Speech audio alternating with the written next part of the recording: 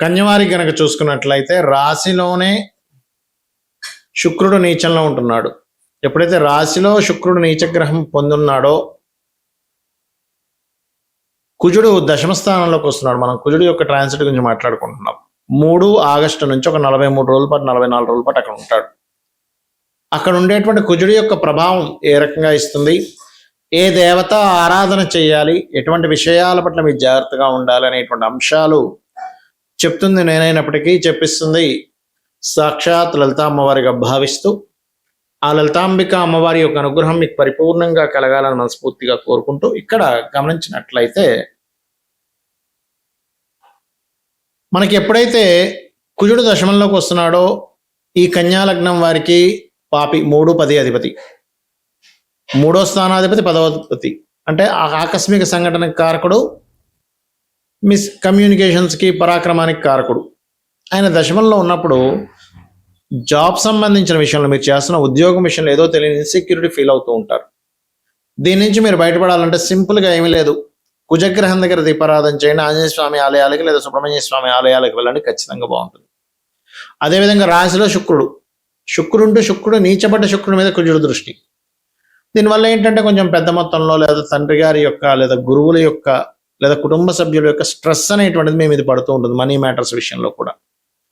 కాబట్టి మీరు ఏం చేస్తారు, మీకు దగ్గరలో ఏదైనా శక్తి ఆలయం అంటే అమ్మవారి ఆలయం ఉన్నట్లయితే అక్కడికి వెళ్ళి కుంకుమార్చన చేయండి. లేవండి మాకు చాలా దూరము, యుఎస్లోనే ఉన్నాము, మా పరిస్థితి ఏంటి, ఏమి టెన్షన్ పడద్దు. లలిత అమ్మవారి యొక్క పటం ఒక పేపర్, జిరాక్స్ పేపర్ అయినా పెట్టుకొని, మీరు ఇవాళ రేపు ఫోటోలు కూడా వస్తూ ఉంటాయి, పెట్టుకొని ఆర్డర్ ఇస్తే ఎక్కడైనా సరే ఫోటో దొరుకుతుంది. లేదంటే దొరకట్లేదు, నెట్లోకి వెళ్ళి ఒక ప్రింట్అవుట్ తీసుకుంటే కూడా వస్తుంది. ఆ పటం కనీసం పేపర్ పెట్టుకొని పాదాల మీద కుంకుమ వేస్తూ అమ్మవారి యొక్క ఆరాధన చేయండి. అమ్మవారి యొక్క లలితా సహస్రనామాలు చదవండి. ఖచ్చితంగా 100% మీ యొక్క ఇబ్బంది అనేటువంటి తొలగిపోతుంది. చాలా మందికి కుజుడు అనగానే కుజదోషమే గుర్తొస్తుంది. అయితే శాస్త్రంలో అసలు కుజదోషం గురించి ఏమని చెప్పారు, ఎక్కడా కూడా మీకు కేవలం లగ్నం నుంచి చూసుకోమన్నాడు కానీ చంద్రుడి నుంచి, రవి నుంచి, శుక్రుడి నుంచి చూసేస్తుంటారు. అలా గనక చూస్తే కుజుడు ఉండడానికి ప్లేసే లేదు. ప్రతి జాతకం పుట్టిన ప్రతి ఒక్కరికి కుజదోషం ఉంటుంది, అంతే కదా. అయితే ఈ కుజదోషాన్ని మనం అసలు ఎలా తెలుసుకోవాలి? 2 విధాలుగా ఉంటుంది కుజదోషం. ఒకటి, మీకు లగ్నం నుంచి పాపస్థానాల్లో ఉన్నట్లయితే, అంటే పాపస్థానాలు అంటే మళ్ళీ ఇక్కడ కుజుడుకుండే స్థానాలు వేరు. లగ్నంలో ఉన్నా, 2లో ఉన్నా, చతుర్థంలో ఉన్నా, సప్తమంలో ఉన్నా, అష్టమంలో ఉన్నా, వ్యయంలో ఉన్నా కుజదోషం అని చెప్తూ ఉంటారు. అయితే ఇది గురువర్గ లగ్నానికి కుజదోషం కిందకి రాదు. ఎందుకంటే గురువర్గ లగ్నానికి కుజుడు శుభుడు. సర్వే త్రికోణ నేతారో గ్రహ శుభల ప్రదాహ అని నా శ్లోకం ఉంది, దాని ఆధారంగా చూసుకుంటే. కాబట్టి మేషానికి, కర్కాటకానికి, సింహానికి, వృశ్చికానికి, ధనుర్మీన లగ్నానికి కుజదోషం వర్తించదు.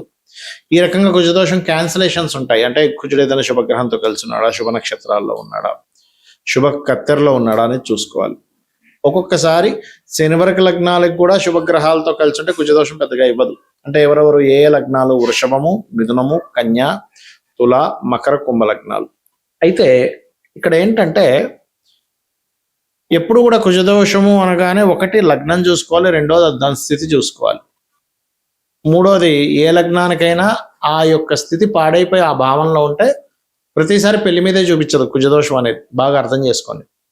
లగ్నంలో ఉండి పాడయ్యాడు అనుకోండి, ఆ వ్యక్తికి శిరోవేదన, బాడీ పెయిన్స్ రావడము, విపరీతమైన అగ్రెసివ్ నేచర్ రావడం ఇస్తూ ఉంటుంది.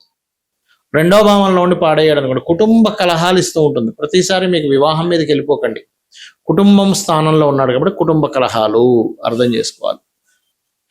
ఎలా అంటే ఇప్పుడు చూడండి, మనకి బాడీలో, మన బ్రెయిన్లో ఎక్కడో దగ్గర క్లాట్ ఏర్పడింది. క్లాట్ ఏర్పడినప్పుడు ఆ క్లాట్ ఏ బాడీలో ఏ పార్ట్కి సంబంధించింది అయితే ఆ పార్ట్ వాళ్ళకి వీక్ అవుతూ ఉంటుంది కదా. కొంతమంది చూడండి బాడీలో, బ్రెయిన్లో ఎక్కడో క్లాట్ అయింది అనగానే వెంటనే వాళ్ళకి చెయ్యి దగ్గర చెయ్యి పని చేయట్లేదండి, పెరాలసిస్ వచ్చింది, లేకపోతే కాలు పని చేయట్లేదండి, లేకపోతే ఇట్లా చెప్తూ ఉంటారు. అంటే దాని అర్థం ఏమిటి? ఒక్కొక్క నర్వ్ మీద దాని ప్రెజర్ పడ్డప్పుడు అది బాడీలో ఏ పార్ట్ మీద అయితే దాని యొక్క ప్రభావం చూపించాలో ఆ పార్ట్ మీద ఎలా చూపిస్తుందో కుజదోషం కూడా అంతే. కుజుడు పాడైపోయి 2వ భావానికి సంబంధం కలిగినప్పుడు, 2వ భావం అంటే కుటుంబ స్థానము, ధనస్థానము, ధనం వల్ల వివాదాలు రావడం ఇవిస్తుంది. అంతేగాని వెంటనే మనం తీసుకెళ్ళిపోయి వివాహానికి అంటగట్టకూడదు ప్రతిదీ కూడా. అది శాస్త్రంలో అలా లేదు, గుర్తుపెట్టుకోండి. మూడో భావం పరాక్రమ స్థానము, మంచి పరాక్రమం ఉంటుంది. కానీ పాడైపోయిన మూడో భావంలో ఉంటే అన్ని విషయాల్లో ఆర్గ్యుమెంట్స్ చేస్తూ గొడవలు పెట్టుకుంటూ ఉంటారు. నాలుగవ భావం అనుకోండి. చతుర్థ భావం అంటే ఏంటంటే మీకు చతుర్థం అనేది గృహభావంగా చెప్తూ ఉంటారు. గృహము, అలాగే ప్రాపర్టీ తీసుకోవడము, మరియు ఈ నాలుగో భావంలో పర్టికులర్గా కుజుడు కనుక పాడైతే అది కూడా వెంటనే వివాహానికి చెప్పకూడదు. ఎందుకంటే 4 నుంచి సప్తమని చూస్తాడు కదంటే, చూస్తాడు, దాని ప్రభావం ఉంటుంది, కానీ ఎక్కువ 4th హౌస్ మీద ఉంటుంది.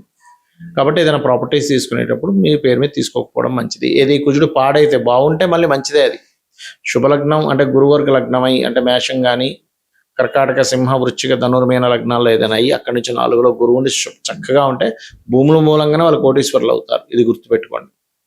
అలా పాడైతే మాత్రం భూముల వల్ల ఇబ్బంది పడతారు. మరి 5వ భావంలో ఉన్నాడు, పాడైతే సంతానంతోని ప్రేమించిన వారితోని గొడవలు అవుతూ ఉంటాయి. 6వ భావంలో ఉన్నాడు అనుకోండి, ఉదాహరణకు కుజుడు 6వ భావంలో ఉంటే శత్రువుపై జయం కలుగుతుంది వాళ్ళకి. అయితే ఇక్కడ పాడవకూడదు. పాడైతే హెల్త్ రిలేటెడ్ సంబంధించిన వాటిలో ఎక్కువ పెయిన్స్ ద్వారా వచ్చే ఇబ్బందులు ఎక్కువ వస్తూ ఉంటాయి. 7వ భావం, అప్పుడు మాత్రమే వివాహము, వివాహ జీవిత భాగస్వామి యొక్క స్వభావం మీద దాని యొక్క ప్రభావాన్ని చూపిస్తూ ఉంటుంది. అష్టమం, యాక్సిడెంట్స్ ప్రోన్స్ ఎక్కువ అవుతుంటాయి. అందుకే మేషలగ్నం వారికి కుజుడు పాడైతే కొంచెం యాక్సిడెంట్స్ అవుతాయి, జాగ్రత్తగా ఉండండి అని చెప్తూ ఉంటారు. భాగ్యము, తండ్రి గారి మీద, తండ్రి యొక్క స్వభావం మీద, లాంగ్ జర్నీస్ వెళ్ళేటప్పుడు జరిగేటువంటి కొన్ని సంఘటనలు యాక్సిడెంట్స్ అవ్వడం లాంటివి మీద ఇస్తూ ఉంటుంది లాంగ్ జర్నీస్లో, ప్రతిసారి కాదు. దశమ స్థానంలో బాగుంటేనేమో వాళ్ళు లీడర్ అవుతారు, వాళ్ళు ఉండే కెరియర్లో.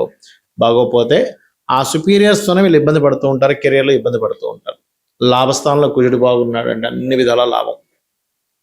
స్పోర్ట్స్లోని, భూముల మీద, అన్నిటి మీద పాడైపోయాడు, లాభం వస్తుందనే ఆశ వల్ల పోగొట్టుకుని ఉంటాడు. 12వ స్థానంలో కుజుడు బాగుంటేనేమో తండ్రి ఆస్తి ఖచ్చితంగా వచ్చి తీరుతుంది, పాడైపోతే తండ్రి ఆస్తి గొడవల్లో ఉంటుంది. ఇలా కుజుడు ఎక్కడున్నాడనేది తీసుకోవాలి.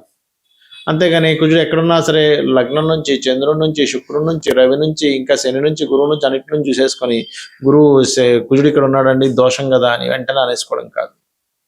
అవేంటంటే ఆ గ్రహానికి మూమెంట్ అవ్వడానికి ఎటువంటి ఫలితాలు వస్తుందనే ఒక పర్టికులర్ ప్రిడిక్షన్ చూసుకోవడానికి మాత్రమే ఆ భావనను చూసుకోవాలి. అంతేగాని ఈ జాతకుడి కుజదోషం అంత కట్టడానికి కాదు. దానివల్ల ఏం చేస్తున్నారు, అయ్యో కుజదోషం ఉంది, కుజదోషం ఉన్న వాళ్ళతో పెళ్లి చేయడం, లేకపోతే ఇంకోటి అయితే కుజదోషం ఉంటే అర్క వివాహాలు చేసేయడం, కుంభ వివాహాలు చేయడం చేస్తూ ఉంటారు. అర్క వివాహాలు, కుంభ వివాహాలు కుజదోషం ఉంటే చేయకూడదు.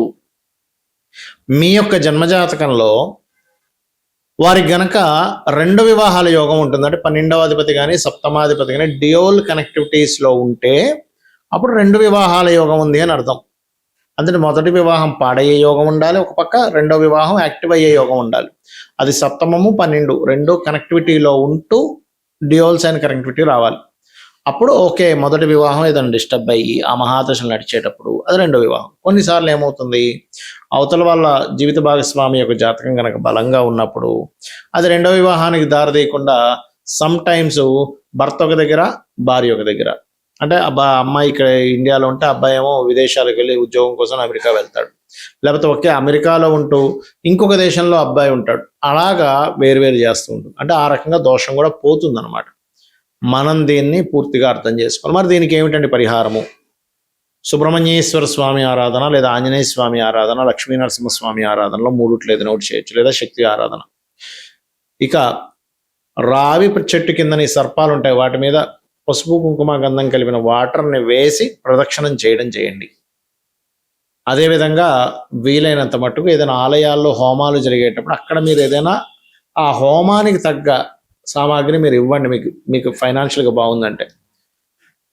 సంఘ సంబంధంగా అంటే మనం చూడండి, ఇప్పుడు బయట సొసైటీగా మనం ఏం చేస్తే బాగుంటుంది, కుజదోషం పోతుంది అంటే రక్తం కనుక మీకు పుష్టిగా ఉంటే రక్తదానం చేయండి, ఖచ్చితంగా కుజదోషం పోతుంది. అంటే మీ యొక్క రక్తం వల్ల ఇంకొకరి ప్రాణం నిలబడుతుంది, కాబట్టి అది పుణ్యం కిందకు వస్తుంది, గుర్తుపెట్టుకోండి. కందులు దానంగా ఇవ్వచ్చు, ఎరుపు రంగు దానంగా ఇవ్వచ్చు. కుజుడు కనుక బాగా దోషభూయిష్టం అయితే మంగళవారాలు ఎటువంటి ఇంపార్టెంట్ పనులు అవి పెట్టుకోకండి, దానివల్ల వివాదాలు వస్తూ ఉంటాయి. ఇలా చేయండి, అన్ని విధాలా మీకు బాగుంటుంది. అమ్మవారి అనుగ్రహం మీకు పరిపూర్ణంగా కలగాలని మనస్ఫూర్తి కోరుకుంటూ శ్రీమాత్రే నమః.